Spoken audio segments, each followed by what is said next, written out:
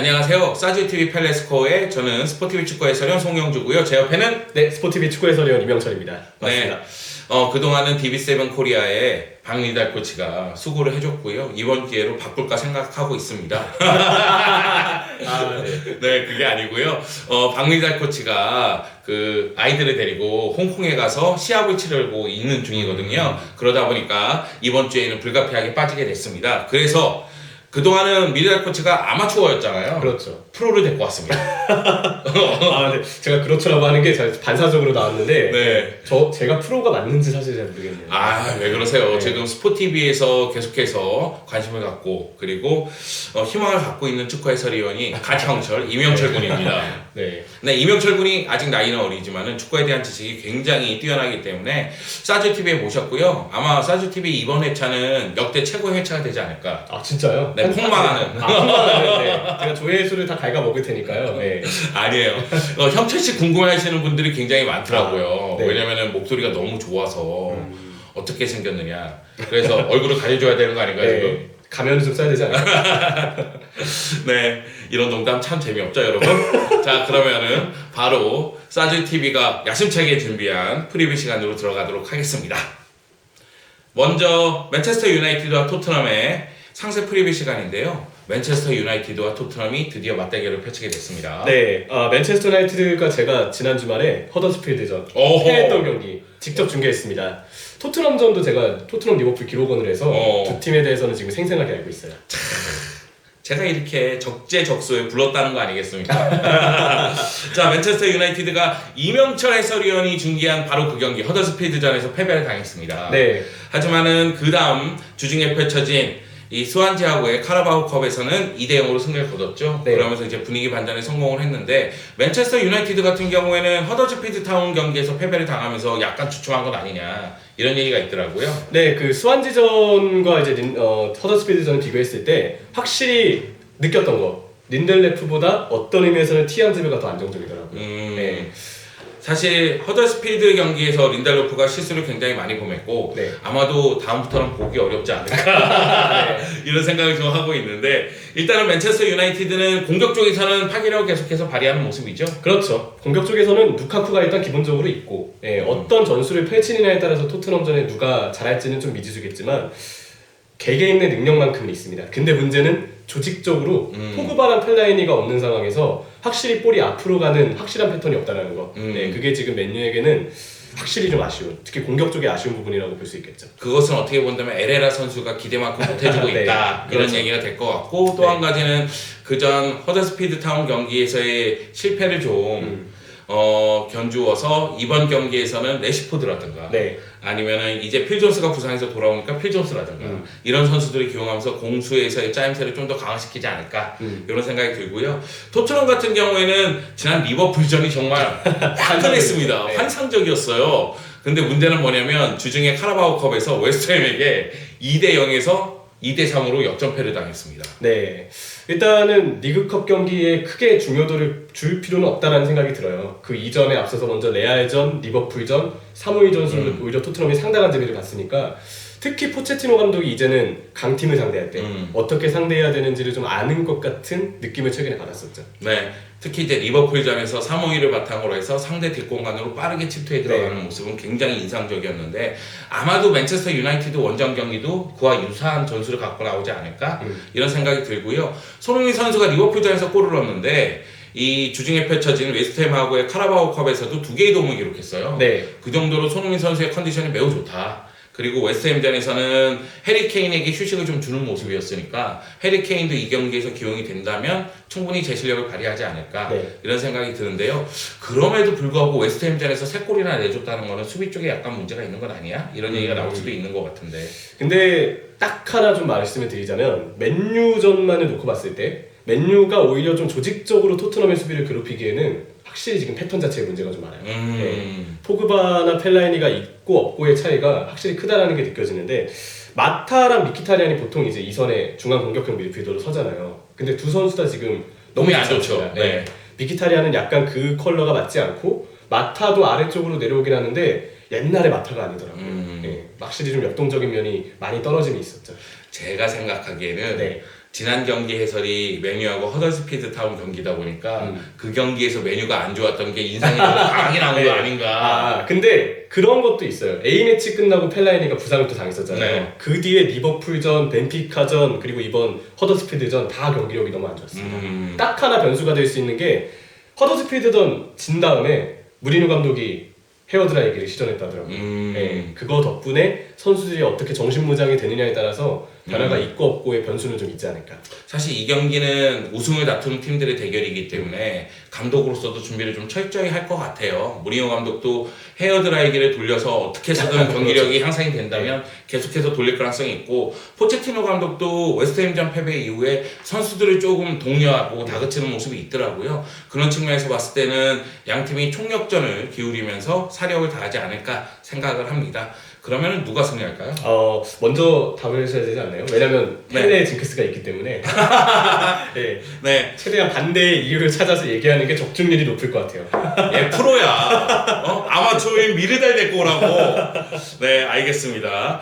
제가 예상하는 바에 의하면 양 팀은 무승부를 거두지 않을까. 무승부요? 네, 왜냐면은 무리뉴 감독도 이렇게 중요한 경기는 패배하지 않는 쪽으로 방향을 잡을 가능성이 있고, 포체티노 감독 입장에서도 원정에서 맨체스터 유나이티드를 상대하잖아요. 그 점을 고려했을 때는 좀 전에 얘기했다시피 3-5-2를 바탕으로 해서 빠른 역습에 의해서 득점포를 가동하고자 노력을 할 텐데 그래도 무리하진 않을 것 같다.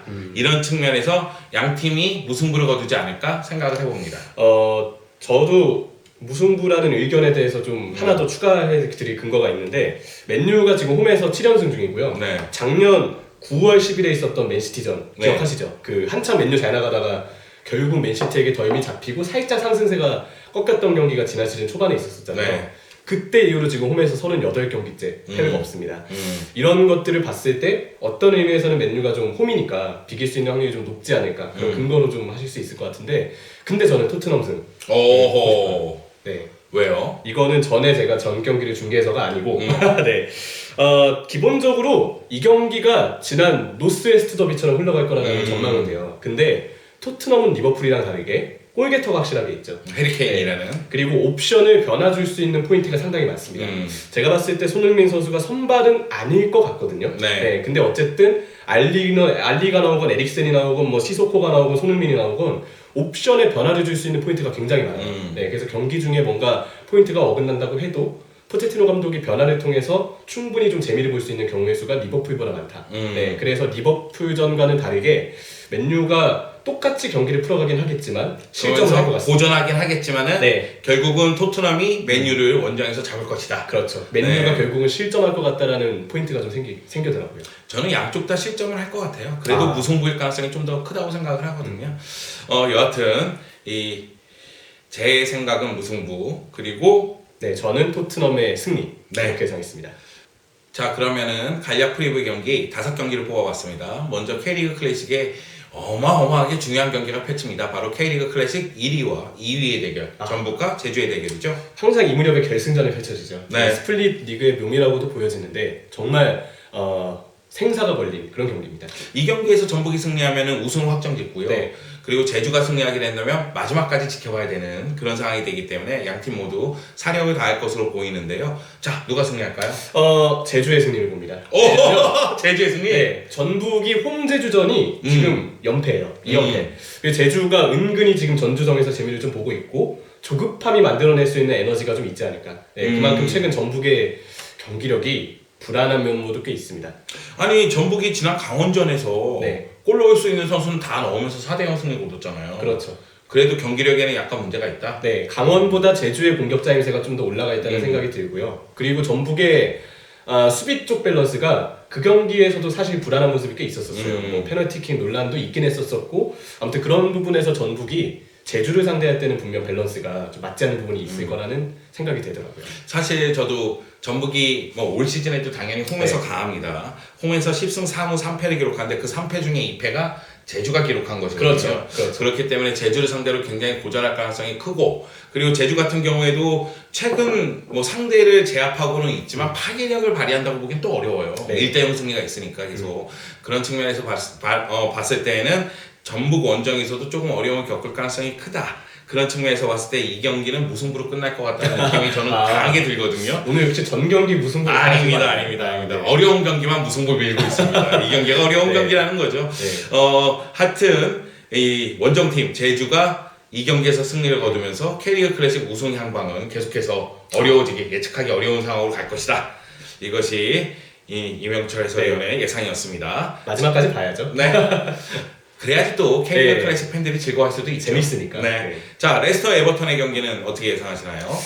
레스터 에버튼 경기는 오늘 에버튼이 리그컵을 딱 마친 상태예요. 네. 다행히 어느 정도 에버튼이 언스위스 감독 대행 체제에서 드디어 측면을 다시 활용하기 시작했습니다.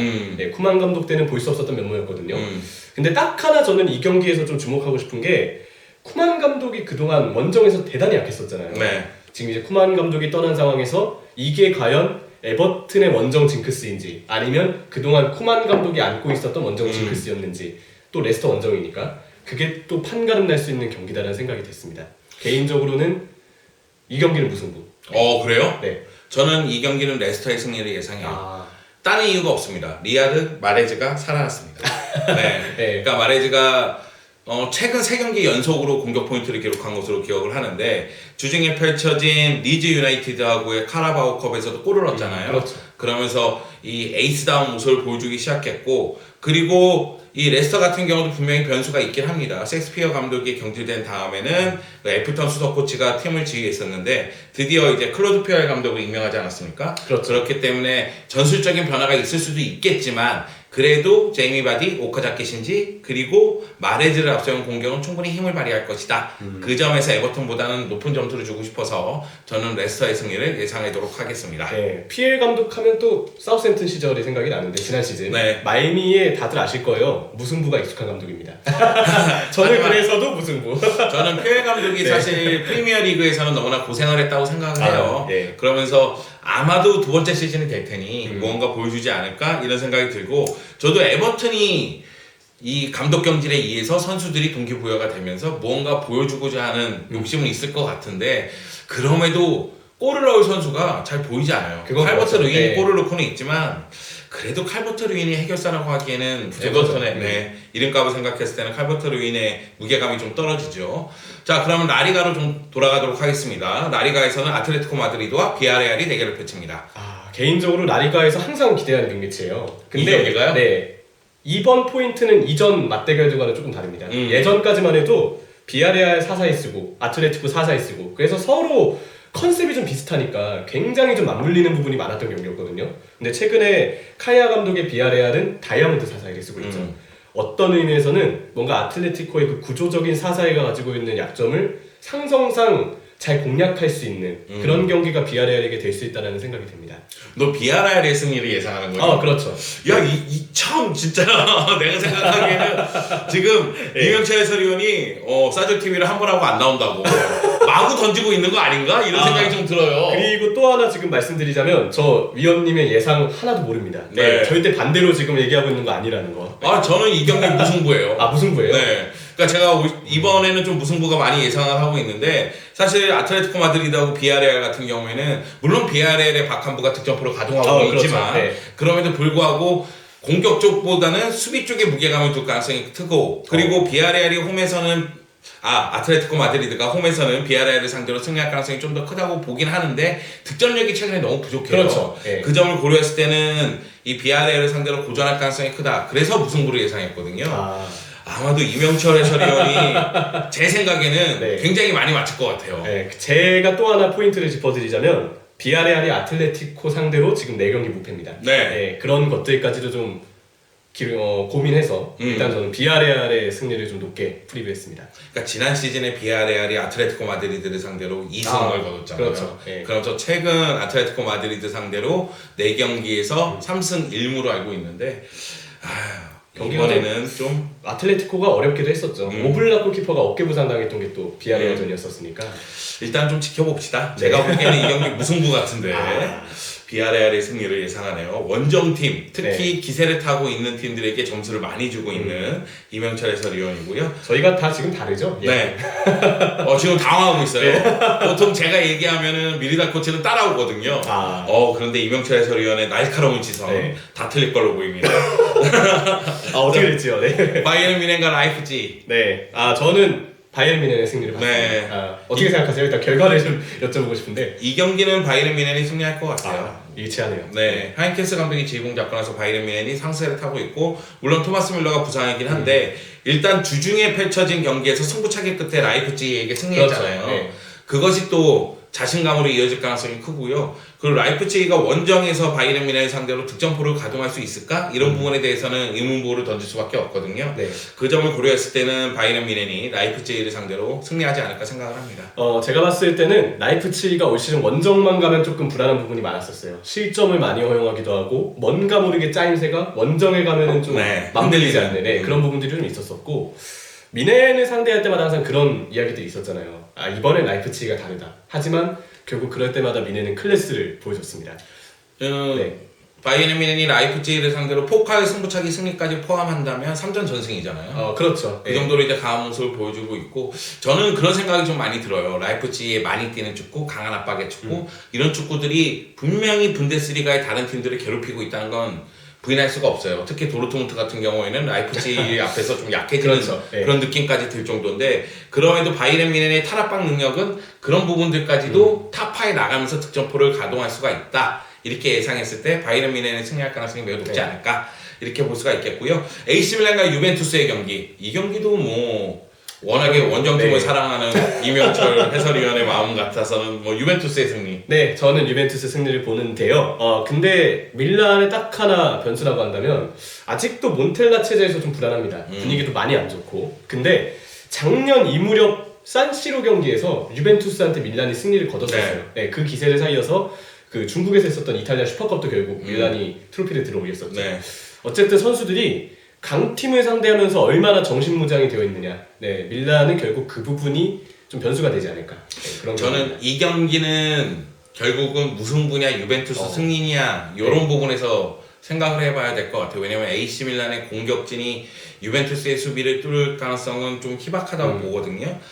하지만은 이 AC 밀란의 무사키오라든가 로마놀리 중심의 수비 라인은 충분히 단단함을 가지고 있다. 물론 로마라든가 인테르에게 두들겨 맞긴 했어도 그렇죠. 그럼에도 불구하고 최근 경기에서 봤을 때는 무실점 경기가 있으니까 수비 쪽에서 안정감을 가져간다면 이 경기에서 승점을 획득하지 않을까 이렇게 생각을 할 수도 있는데, 문제는 뭐냐면 유벤투스가 최근 파괴력이 너무 무서워요. 그렇죠. 이것은 뭐 이과인, 디발라 이런 얘기가 아니에요. 캐디라가 해트트릭하고 있고 오늘 스파이더도 100골 넣었으니까. 그렇습니다.